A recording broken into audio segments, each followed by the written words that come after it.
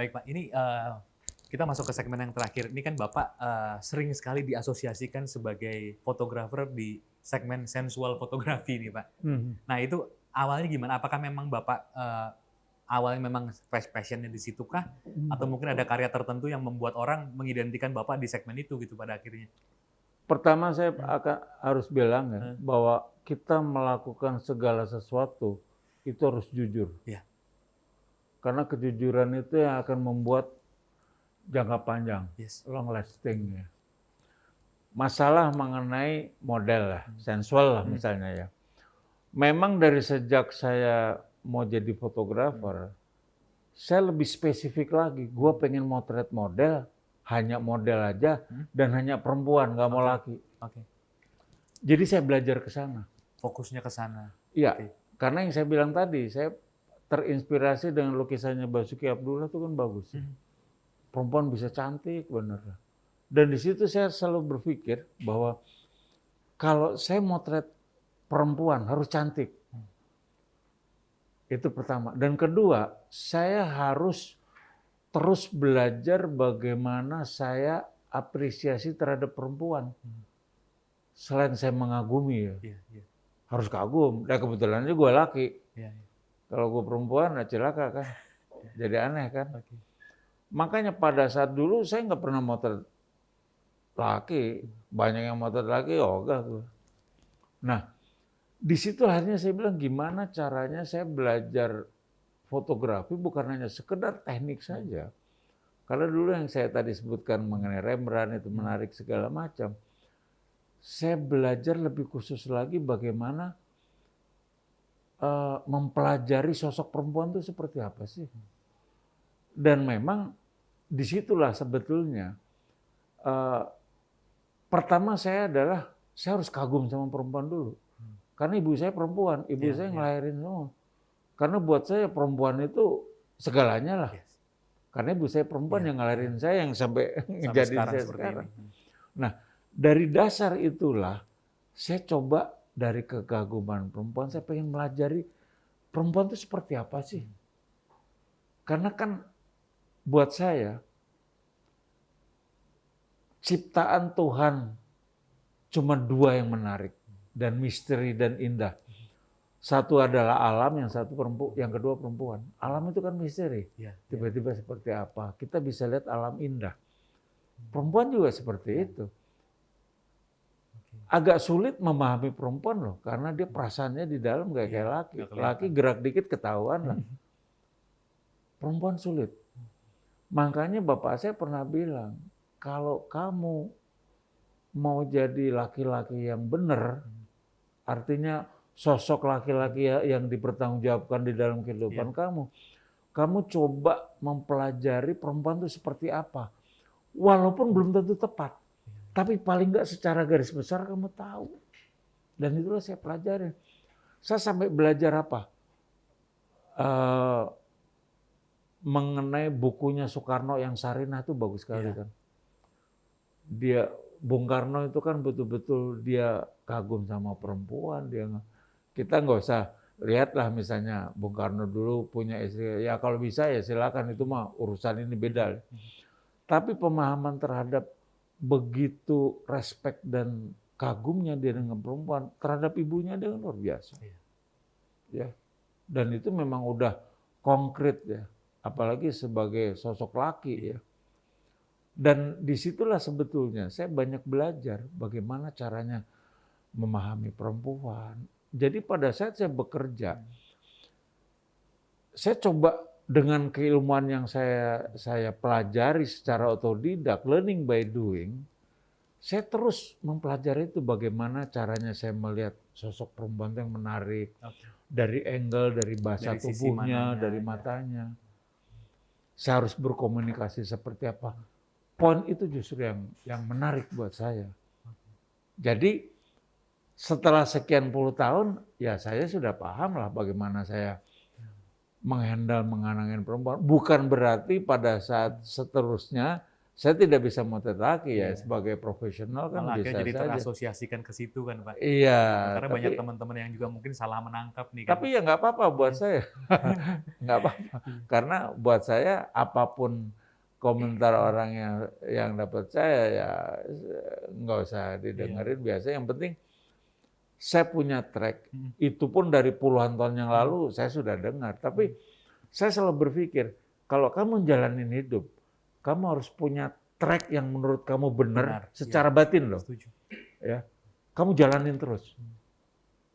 Pasti semuanya akan berjalan dengan benar di ujung nanti. Iya, iya. Dan saya sudah jalanin hampir 40 tahun kan, berarti track saya udah benar ya. Udahlah ngapain didengerin lagi.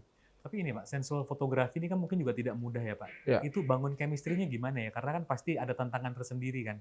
Karena Bapak laki-laki, dia Ya. perempuan, lalu Betul, ya bajunya juga seperti itu. Nah itu Betul. gimana?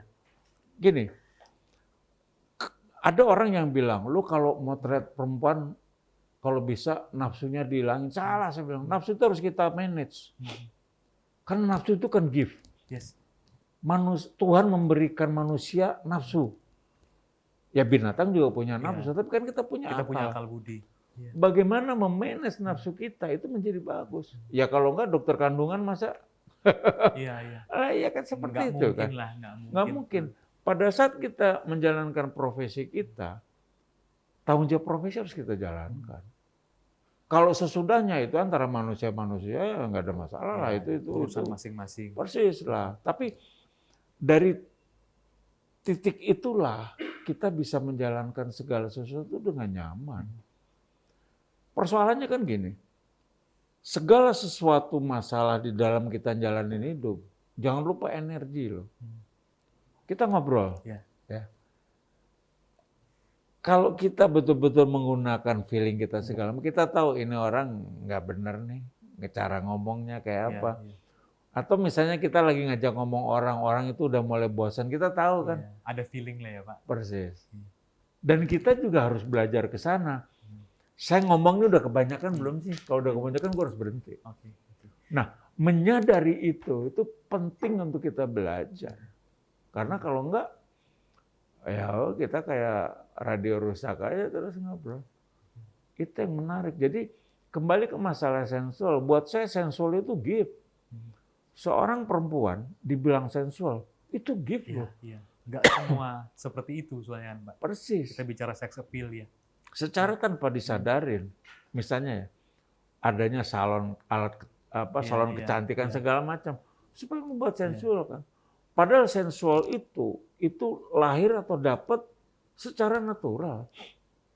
Nggak perlu kita ke salon, nggak perlu kemana gitu. Jadi mengeluarkan sensualitas perempuan itu diperlukan sebuah energi positif agar supaya betul-betul si model itu keluar. Nah, itulah tugas kita untuk chemistry ya Pak, supaya nyaman juga. Gitu. Persis. Oke. Nah Pak ini kan baik untuk penggunaan personal maupun untuk penggunaan komersial ya Pak. Aset foto ini kan agak sensitif ya Pak. Ya. Nah, ini apakah ada perjanjian tertentu sebelumnya untuk penggunaan foto? Enggak, sebetulnya kan gini, orang sering nanya gitu, kalau saya motret sensual itu untuk apa? Ya sebetulnya untuk kepentingan, ya bukan, nggak ada untuk kepentingan, ya kita eksplorasi aja. Oke. Dan sebetulnya kembali lagi ke masalah trust ya. Saya kalau megang file, di mana foto-foto itu misalnya lah, kebetulan kita kan kalau kita bicara budaya Indonesia itu kan kita baru pakai bikini aja udah ngoceh di media sosial seperti itu kan. Itu saya jaga benar. Nggak ada. Bahkan kalau misalnya memang diperlukan, udah saya mesti masukin ke sampah juga karena situasinya, saya masukin. Jadi cara berpikir kita, attitude kita, sama apa yang kita jalankan, kalau semuanya itu berprinsip pada hal yang positif, semuanya. Saya nggak pernah ada MOU dari dulu sampai sekarang, udah puluhan tahun. Kan sering ada, lu kalau motret pakai ngapain MOU? Tapi nggak pernah ada kejadian nggak enak ya Pak? Kayak fotonya bocor nggak sengaja atau gimana? Gitu. Ya, pernah ada, bukan kesalahan saya, kesalahan si modelnya. Ya saya nggak usah sebutin lah. Pernah tiba-tiba dia tinggal di apartemen mana, keteledor, ketinggalan, ya bablas ya. Tapi bukan salah saya. Dan kalau toh pun kayak begitu, saya kadang-kadang juga nggak pernah. Ya kalau ditanya, Siapa yang mau, saya nggak pernah mau. Sebabnya kan gini, kita harus melindungi orang. Karena ada pakar telekomunikasi, Iya, pakar sekarang lebih ini, rumit. malah dia ngasih, oh itu benar tuh gini. Ya itu orang-orang mencari beken aja yang begitu. Banyak lah yang, banyak kawan-kawan saya yang merasa jadi pakar telekomunikasi, pakar apa? Telematika atau apa. Telematika kok, telematika. Oke lah dia belajar mengenai sana, tapi kalau ada orang lagi kena musibah seperti itu, ya nggak saya kasih komen lah. Ya kan dia harus cuman ada di Indonesia aja yang kalau ngasih komen. Biasanya komentar pakar itu diperlukan untuk kasus-kasus hukum kan. Iya. Ini bener nggak, ini baru boleh. Tapi kalau nggak ngapain? Hal-hal seperti itulah yang harus kita sadari sebetulnya. Tapi kan hal seperti ini kan rada sensitif ya Pak. Maksud saya Ya. orang yang di rumah gitu Pak, ada nggak sih, pernah ada resistensi nggak sih Pak? Kok lu fotonya yang kayak begitu sih, modelnya misalnya kayak gitu? Sebetulnya ya ada sih, pasti ada itu loh. Tapi kan sebuah profesi, Semua ada dan resikonya. sekarang gini lah, nggak ada satu fotografer pun, satu pun, nggak ada yang nggak berpikir dia pengen motret sensual. Nggak ada, kecuali sakit dia. Kalau dia nggak mau, gua nggak mau, udah sakit lah berarti. Gua khusus untuk makro aja, ya udahlah nggak apa-apa lah. Ada sih, tapi hampir semua fotografer, atau begini, hampir semua pelukis orang, dia selalu pengen motret, mau ngelukis nude. Kenapa? Melukis anatomi itu nggak gampang. Motret anatomi juga nggak gampang. Body anatomi nggak gampang sih. Karena ada angle tertentu yang mesti bisa di-capture. Bukan ya, hanya selain angle, tapi dia harus betul-betul memahami ya bagian-bagian yang bagus. Ya. Ya. Dan kalau kita bicara sensul itu bagus. Ya. Apapun ininya. Dan perspektifnya memang harus art ya Pak? Harus art. Makanya memanage pikiran penting kan. Kalau enggak jadinya jadi porno kan. Iya betul. Tapi juga bikin foto porno ya boleh-boleh aja untuk dewasa, silakan, nggak ada masalah karena itu kan untuk konsumen dewasa kan. Iya. Kalau anak-anak yang ngelihat ya salah. Yang salah orang tuanya. Orang tuanya. Bisa lihat. Jadi buat saya orang mau bikin foto porno segala macam, cara pandangnya aja. Oke. Jangan melihat segala sesuatu itu cuman di fisik. Iya.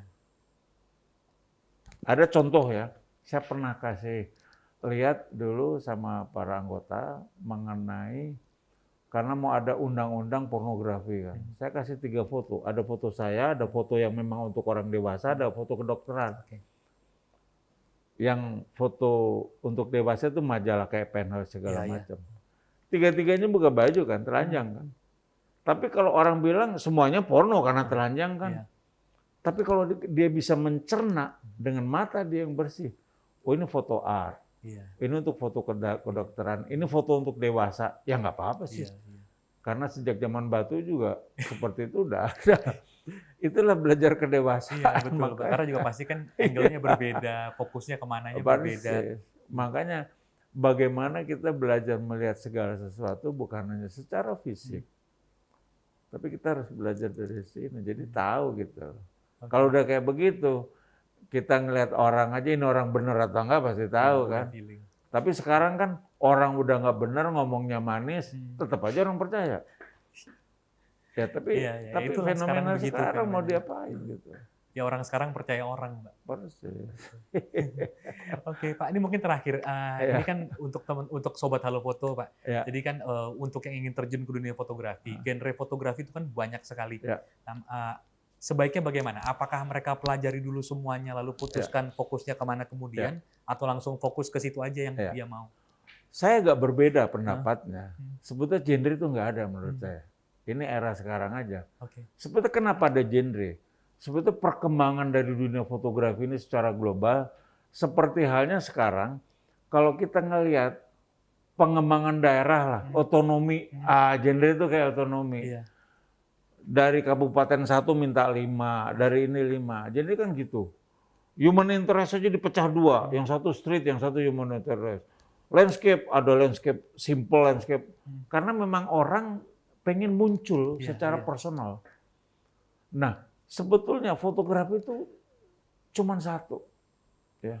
Kita bicara mengenai cahaya, kita bicara mengenai komposisi 2 aja. Objeknya terserah lu. Tapi ada spesialisasi. Kalau kamu mau khusus misalnya motret landscape, ya kamu pelajarin landscape itu secara benar. Kalau kamu mau ini motret orang, ya pelajarin orang itu secara benar dengan teknik secara tepat. Nah, tapi jangan hanya melulu ngambil itu aja, yang lainnya nggak bisa. Karena fotografi universal, kita harus motret semua. Kalau saya bilang, apalagi kita mau masuk ke industri sebagai profesional, palu gada. Harus bisa semuanya. Apa lu mau? Iya, apa lu mau? Gua ada. Bisa, iya. Harusnya begitu. Tapi kita punya spesialisasi gitu. Nah, kalau kita sudah berpikir seperti itu, pada akhirnya nggak ada istilah raja-raja lah. Sekarang kan ada raja flash, raja zoom, raja makro, semua raja.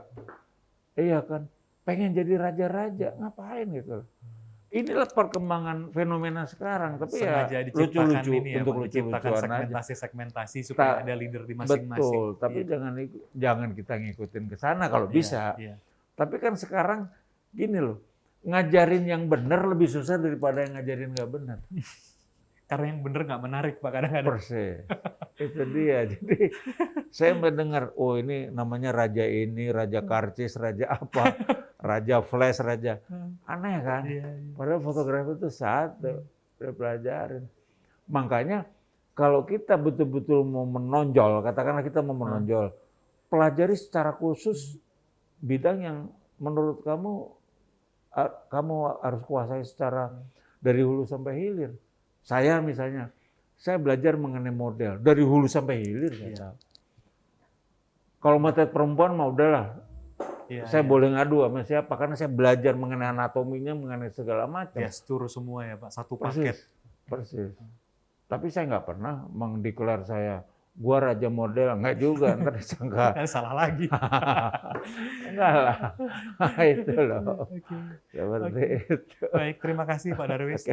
Ya, Sobat Halo Foto, demikianlah diskusi kita sama Pak Darwis Triadi. Pasti banyak hal yang teman-teman bisa ambil dari sini. Jangan lupa download Halo Foto App di Play Store dan di App Store. Jangan lupa juga follow Instagram Halo Foto App. Terima kasih teman-teman, sampai ketemu lagi. Oke. Thank you. Terima kasih.